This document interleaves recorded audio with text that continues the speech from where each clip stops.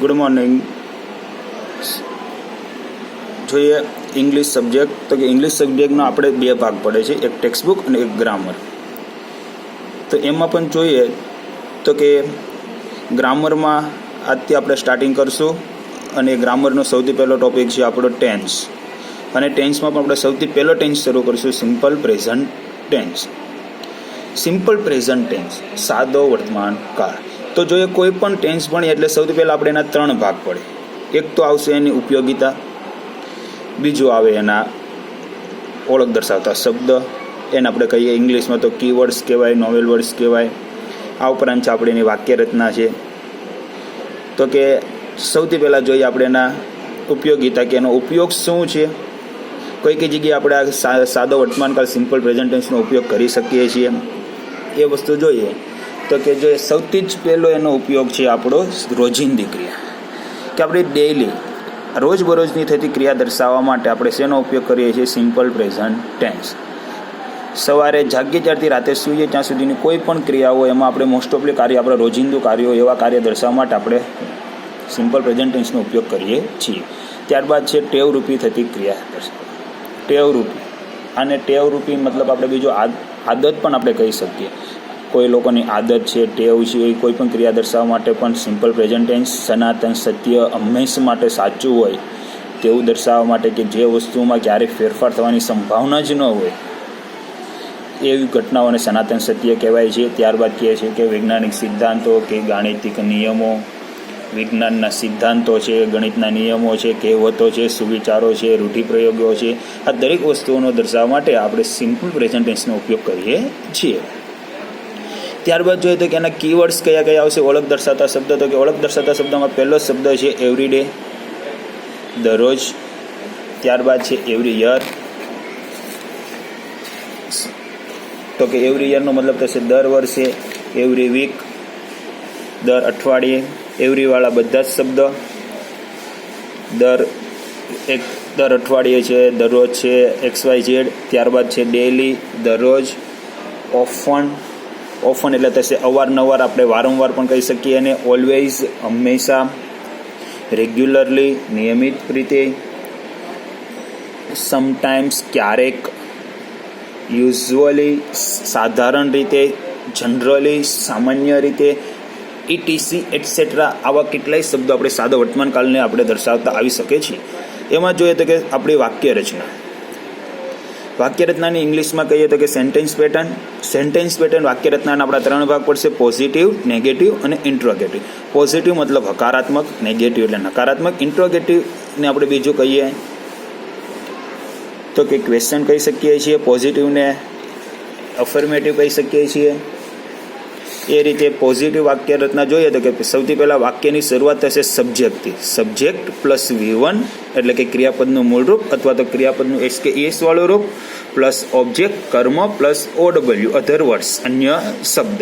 આ જ વાક્યને આપણે હવે નેગેટિવમાં ફેરવવા માટે જોઈએ તો કે subject plus simple present tense છે એટલે એમાં આપણું ટુ બીનું રૂપ આવશે ડુ, કે, does, plus not, plus V1 plus object plus other words. અને એ જ વાક્ય રચનાને આપણે ઇન્ટ્રોગેટિવમાં ફેરવે એટલે આપણને પણ ખબર છે ઇન્ટ્રોગેટિવ વાક્યની શરૂઆત, કોઈ પણ ટેન્સના ઇન્ટ્રોગેટિવ વાક્યની શરૂઆત કરે એટલે ટુ બીના રૂપથી વાક્યની શરૂઆત થાય તો વાક્યની શરૂઆતમાં આવશે ડુ, કે, ડઝ. અને એ ટુ બીનું રૂપ આવશે કાળ પ્રમાણે. સિમ્પલ પ્રેઝન્ટ ટેન્સમાં ટુ બીનું રૂપ આવશે ડુ, કે, ડઝ. તો કે ડુ, કે, does plus subject plus V1 plus object plus other words plus question marks. હવે આમાં આપણે જોઈએ કે પહેલી જ આપણી વાક્ય રચના હતી પોઝિટિવ.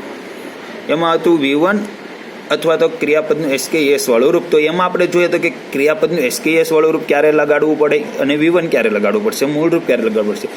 તો આપણે આપેલું છે નોંધ કરીને કે જો ત્રીજો પુરુષ એકવચન, ત્રીજો પુરુષ એકવચન એટલે આપણે બધાને જ ખબર છે કે ત્રીજા પુરુષ એકવચનમાં આવશે હી, સી, ઇટ.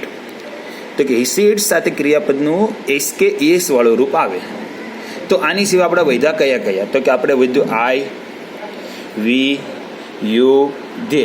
એની સાથે આવશે આપણે ક્રિયાપદનું મૂળ રૂપ.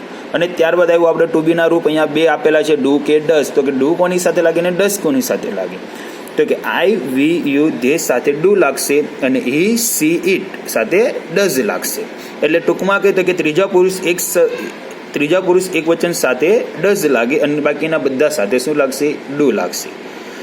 હવે ક્રિયાપદનું એસ કે ઈએસ વાળું રૂપ કોની સાથે લાગે એ પણ આપણે જોયું, પણ હવે ક્યારે ક્રિયાપદને એસ લાગશે, ક્યારે ઈએસ લાગશે એ જોવા માટે આપણે જોઈએ ક્રિયાપદના એસ કે ઈએસ માટેના નિયમો.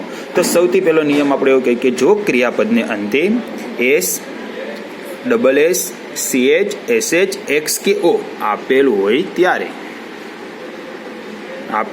ત્યારે ઈએસ પ્રત્યય લાગે. ફરીથી રિપીટેશન કરું છું, ક્રિયાપદના અંતે શબ્દ નથી, શું કીધેલું છે? ક્રિયાપદના અંતે S, double S, CH, SH, x કે ઓ ત્યારે કયો પ્રત્યય લાગશે? ઈએસ પ્રત્યય. એક્ઝામ્પલ તરીકે પાસ. તો જોઈએ એનું એક્ઝામ્પલમાં આપણે પાસ આપેલું છે. તો જોઈએ, જો એ પાસમાં પાછળ જોવા માટે આપણે જઈએ તો કે ડબલ એસ આપેલા છે આપણને. શું આપેલું છે? Double S. તો ડબલ એસ આપેલા છે એટલે શું થઈ ગયું? ઈએસ લાગશે. ટીચીસ. સીએચ છે તો શું લાગશે? ઈએસ. ગો એટલે કે ઓ, ઈએસ. ત્યારબાદ વોશમાં એસએચ તો શું થશે? ઈએસ. એ જ રીતે ક્રિયાપદ આપણો બીજો નિયમ છે કે જો ક્રિયાપદના અંતે વાય આપેલો હોય, ક્રિયાપદનો છેલ્લો અક્ષર વાય અને તેની આગળ વ્યંજન આપેલું હોય ત્યારે વાયને કાઢી આઈઈએસ પ્રત્યય લાગે. જો બીજો નિયમ શું કહે છે? ક્રિયાપદનો છેલ્લો અક્ષર છે એ વાય હોવો પડે અને તેની આગળ વ્યંજન હોય તો વ્યંજન તો જે વાય છે વાયને કાઢીને આપણે શું લગાડીશું? આઈઈએસ. હવે આપણને એમ થાય કે સર સ્વર કયા, વ્યંજન કયા? તો આપણને પણ ખબર છે ઇંગ્લિશમાં ટોટલ મૂળાક્ષરો કહીએ તો કે 26 આવે, એમાંથી આપણા 5 વ્યંજન છે અને 5 વ્યંજન 5 સ્વર છે. અને સ્વર કયા કયા? તો કે એ, ઈ, આઈ, ઓ, યુ. અને વ્યંજન કયા? તો કે 21 છે. તો કે વ્યંજન કયા કયા? તો કે આખી એબીસીડી ન જ બોલવા જોવાની, આપણે એવું કહી શકીએ કે એ, ઈ, આઈ, ઓ, યુ સિવાયના બધા જ. તો અહીંયા આપણો નિયમ એવું કહે છે કે છેલ્લો અક્ષર વાય એની આગળ વ્યંજન એટલે કે એ, ઈ, આઈ, ઓ, યુ સિવાયનો કોઈ પણ શબ્દ હોઈ શકે. તો જોઈએ એક્ઝામ્પલ. ટ્રાય, છેલ્લે વાય આગળ આર એટલે વાય કાઢીને શું થશે? ટ્રાઇસ. એ રીતે ફ્લાય, વાય આગળ એલ એટલે વાય કાઢીને ફ્લાઇસ. એ જ રીતે ક્રાય. તો જોઈએ આ વસ્તુ જો તમને આવડશે તો આપણે આગળ એની થોડી ખાલી જગ્યા સમજીએ. એક્ઝામ્પલ આપણે થોડાક એના હવે આપણે સમજવા માટે જઈએ. તો પહેલી જ ખાલી જગ્યા તમને આપેલી છે, રાહુલ ખાલી જગ્યા વેજીટેબલ્સ એવરી ડે બ્રિંગ. તો કોઈ પણ ખાલી જગ્યા પૂરતા પહેલાં આપણે સૌથી પહેલાં જોઈશું કે એમાં આપણો કાળ કયો છે.